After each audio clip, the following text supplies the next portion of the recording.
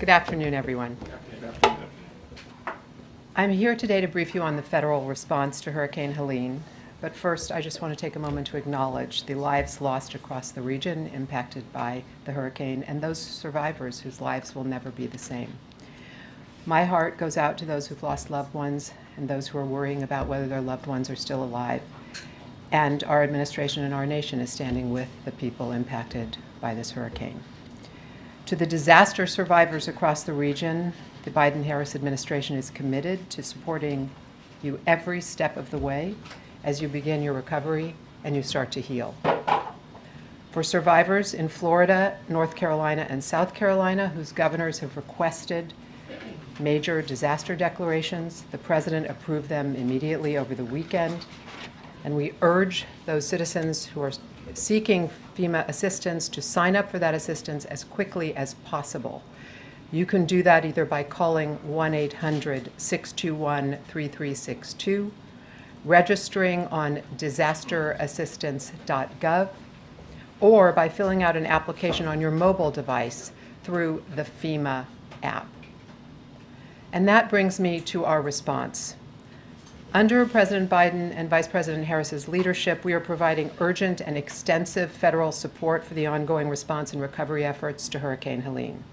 Over the weekend, at the President's direction, FEMA Administrator Deanne Criswell traveled to Florida on Saturday, to Georgia on Sunday, and today she is in North Carolina, accompanying Governor Cooper in surveying impacts to the affected communities in western North Carolina.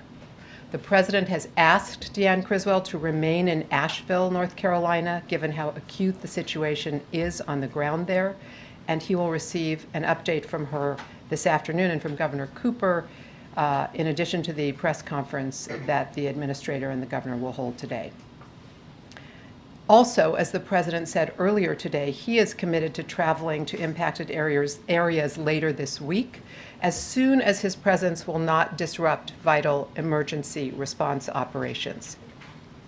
So, I want to walk you through what happens as we're facing a hurricane predicted to have the kind of impacts that Helene has had. First of all, what we do before a storm. As Helene was developing in the Gulf, the President directed FEMA to pre-position specialized capabilities across the region, including deploying incident management assistance teams to Florida, Georgia, South Carolina, and North Carolina.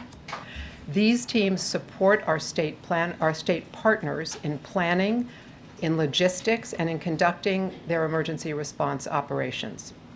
This included pre-positioning a number of search and rescue teams, federal search and rescue teams in addition to the state and local teams, temporary power teams, generators, and health and medical assessment teams. These efforts focused on the Big Bend area of Florida, saved lives in the state, and they prepared us to respond elsewhere in the region.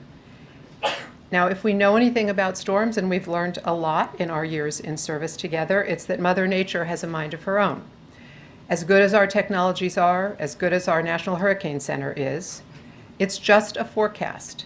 And when a storm hits, we have to adapt and respond in real time, just as the storm has the effects in real time that it is having, and then there are knock-on effects of that storm, such as flooding. As we evaluated impacts from the storm, we shifted into the post-landfall phase of our process, and we began to surge capacity to where it was needed the most.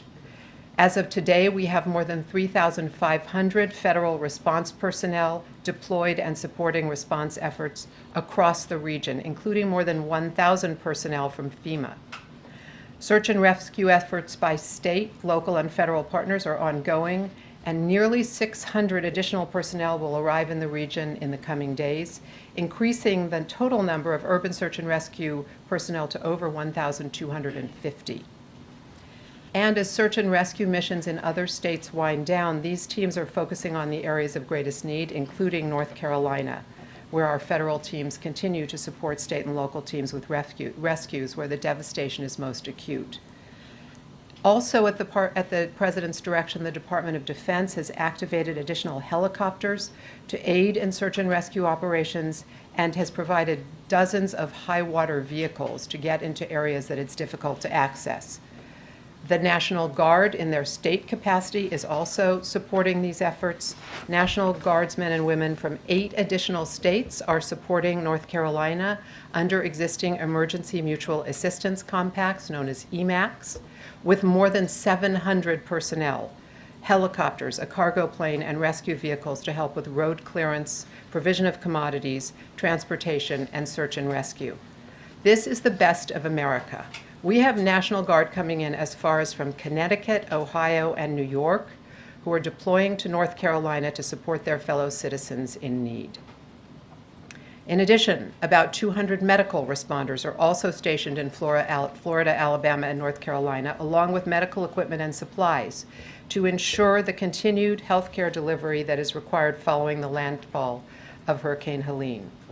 And the U.S. Department of Health and Human Services declared a public health emergency for Florida, North Carolina, and Georgia, which gives health providers and suppliers greater flexibility in meeting emergency health needs of Medicare and Medicaid beneficiaries. In order for communities to begin functioning again, we all know it's critical to have power restored. And I want to tell you about what we're doing on this front, because that is truly the fundamental lifeline sector. As of this morning, about 2 million people are still without power across the impacted states. At least 50,000 personnel from 31 states and DC and Canada are responding to power outages throughout the region via established mutual assistance agreements between utilities, and working around the clock throughout parts of Florida, Georgia, North Carolina, and South Carolina to restore power to those communities that can receive it, where the infrastructure can take power on the lines. FEMA and the U.S. Army Corps of Engineers are also making available generators of many different sizes that are ready to be deployed upon the request of any state. And as power is being restored throughout parts of Florida and Georgia, power crews are being moved into other states to assist with additional restoration efforts. We see power outage numbers improving where restoration teams are able to gain access to communities and the debris is cleared. Once we get power restored, we can then get a lot of other things working again. Utilities, water utilities in particular, communication systems, medical and healthcare facilities are those capabilities that depend, of course, on a source of power supply to function. We're also very focused on restoring communications capabilities. FEMA, the FCC, and private telecommunications providers are working together to help restore temporary communications as quickly as possible by establishing temporary cell sites and allowing for roaming where possible, where a resident can connect to any network available even if they aren't subscribed to that network. Today, FEMA will install 30 Starlink receivers in western North Carolina to provide immediate connectivity for those in greatest need. We're also very focused on how we reach survivors at their point of need. This has been a lesson we have learned from the beginning of President Biden's presidency, that those who most need the help have the hardest time accessing that help. And he has directed us to work to evolve FEMA practices so we can really get to those who need us the most. In states that have requested and have received major disaster declarations, FEMA is expediting the delivery of its Serious Needs Assistance, which is an immediate $750 direct payment to eligible households to allow them to pay for essential items like food, baby formula, water, medications, and other emergency supplies.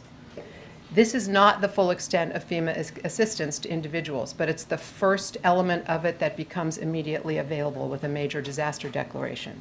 And it gets people cash when they're absolutely desperate for it.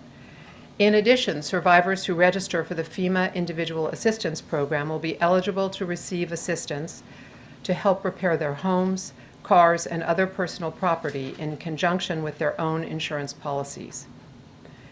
FEMA is working, as it always does, to open disaster recovery centers in impacted communities. What's important about these centers is they aggregate federal support in one place. It used to be the case that survivors had to go to multiple different departments and agencies to find out what kind of help they could get access to. What we do is we put everyone together either in a standing building that survived the natural disaster or in a trailer if that's necessary. For example, we've opened 3 disaster recovery centers today in Manatee County, Sarasota County, and Hillsborough County, Florida.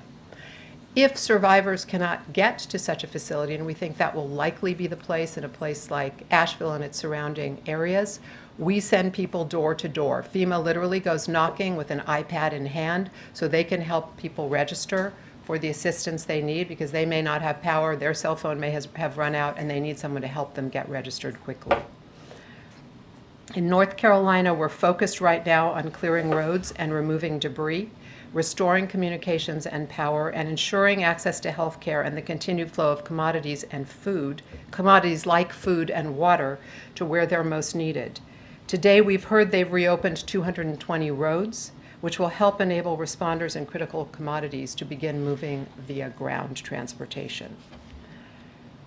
While FEMA has been at the forefront of the response, and it's very meaningful to have them on the ground, they serve as the coordinator of the orchestra of a wide-ranging federal response, and that's something a lot of people don't understand.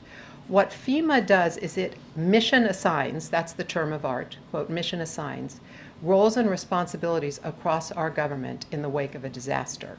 And so what they do is coordinate the identification of and delivery of those resources when they're needed and where they're needed. I want to go through some of what other departments and agencies are doing so you can hear the full scope of the federal response, which gives more clarity than just saying FEMA is doing this. The U.S. Army Corps of Engineers deployed power restoration teams, including in Buncombe County, North Carolina, where Asheville is located, for temporary emergency power, debris removal, and infrastructure assessment, including for dams throughout the region. The Department of Defense has mobilized 22 helicopters in support to response in western North Carolina. Staged at Fort Liberty in North Carolina, there are multiple helicopters available to support air bridge operations to move personnel and necessary supplies and equipment into the disaster area. 4 helicopters from DoD are actively supporting the urgent search and rescue operations that are ongoing in western North Carolina. The other 18 are helping to move response personnel and deliver critical commodities and support into remote and isolated communities that are not accessible by road right now. DoD has also made available, as I mentioned, 30 high-water vehicles available for search and rescue, and has set up 5 incident support bases across the region to continue providing support to those who need it in the surrounding areas. The U.S. Coast Guard has thousands of personnel working on response efforts and is conducting post-storm assessments to support the rapid reopening of impacted ports in Florida. The U.S. Department of Energy has responders deployed across the region, primarily in the state emergency operations centers. While I noted that power restoration numbers are trending in the right direction, it's important to remember that these will be complex multi-day efforts in many locations due to the extent of damage and the ongoing access issues. Utilities are facing widespread flooding and debris that is impeding access to damaged infrastructure. And one of the things we've learned in prior incidents like this is it's really important to set public expectations about when they can anticipate that power will return so that they take the necessary steps to be safe and to secure additional support, for example, moving into a shelter if power isn't going to come on for some time where they live. The U.S. Department of Agriculture's Farm Service Agency, a very important player in this space in rural areas, has deployed personnel to the impacted region to extend much-needed emergency credit to farmers and agriculture producers who lost crops and livestock across all the impacted states, but in particular in the Big Bend region of Florida and in southern Georgia. The Environmental Protection Agency has personnel on the ground who are offering technical assistance and guidance on water systems, which have been significantly damaged in a number of locations, on debris management, and on maintaining critical public health and environmental protections as storm impacts are assessed. The U.S. Small Business Administration has also deployed more than 50 personnel to support survivors and small businesses as they recover from the hurricane. So, that's a sense for you of the range of capabilities that surge when we say we're doing everything we can to help impacted communities. And more will follow as we know more about the impacts. We honestly don't know the full extent of the damage. It probably will take several more days as communities begin to be opened up by the debris clearance on the roads, and we can get in and really understand what's happened to them. Unfortunately, we know that the first information we receive is often wrong in the wake of a disaster, and that the early days are brutally hard for the people who are in the most heavily impacted communities. Since 2021, we have seen this play out across the nation, from Florida to California to Maui, from Kentucky to New York. As the President has directed, we will do everything we can first to save lives, alleviate suffering, and help communities to recover and eventually rebuild.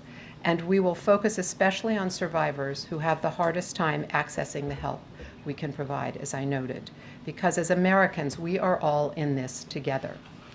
Thank you for giving me a chance to lay that down for you, and I'm glad to take a few questions.